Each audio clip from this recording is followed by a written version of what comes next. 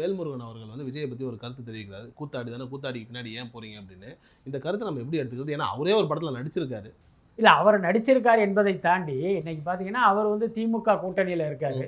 இப்ப அதே கூட்டணியில உள்ள கமல்ஹாசனுக்கு வந்து ராஜ்யசபா பதவி குடுத்திருக்காங்க. சிறப்பு. நீங்க ஏன் அத கேட்கவே இல்ல? ஏங்க கூத்தாடிக்கு போய் குடுக்குறீங்க? ஏன் இந்த கோமாளிக்கு குடுக்குறீங்கன்னு கேட்க வேண்டியது தானே?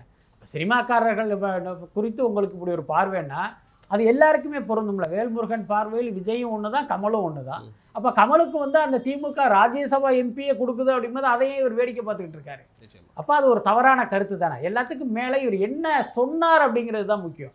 அதாவது ஒரு நடிகர்களை கூத்தாடிங்கிறது கெட்ட வார்த்தையெல்லாம் கிடையாது. ஏன்னா சினிமாவே பார்த்தீங்கன்னா, தமிழ்நாட்டை பொறுத்தவரைக்கும் ஒரு கூத்துக்கலையிலிருந்து வந்து இன்னைக்கு அப்படியே பரிணாம வளர்ச்சி பெற்று இன்றைக்கு வந்து சினிமாவா இருக்கு அப்படிங்கிறதுனால ஒரு நடிகரை கூத்தாடிங்கிறத அழைக்கிறது வந்து ஒரு இழிவான வார்த்தை இல்ல. அது ஒரு பக்கம் இருந்தாலும், இவர் வந்து கோமாளின்லாம் அவர் பயன்படுத்துறாரு. அதுக்கடுத்து என்ன சொல்றாரு அப்படின்னா, இவர் வந்து இப்போ விஜயோட ஒரு பெண் ஃபோட்டோ எடுக்கிறாங்கன்னா, அவங்கள அப்படி தோளோட அப்படி பிடிச்சிட்டு ஃபோட்டோ எடுக்கிறதே வந்து இவர் தவறாக சித்தரிக்க முயற்சிக்கிறார். அப்போ என்னன்னா, விஜய் என்கிற ஒரு தனி மனிதனுடைய கேரக்டரை இவர் அசாசினேட் பண்ணுறாரு. அதுதான் ரொம்ப முக்கியமான விஷயம். இவர் இந்த அந்த ஒத்த வார்த்தை மட்டும் விமர்சனத்துக்குரியது இல்லை. விஜய் என்கிற மக்கள் ஆதரவு பெற்ற இன்றைக்கு பார்த்தீங்கன்னா, தமிழ் சினிமாவுடைய உச்ச நட்சத்திரமாக இருக்கிற விஜயை வந்து ஒரு பொம்பளை பொறுக்கி மாதிரி இவர் வந்து சித்தரிக்க ட்ரை பண்ணுறாரு.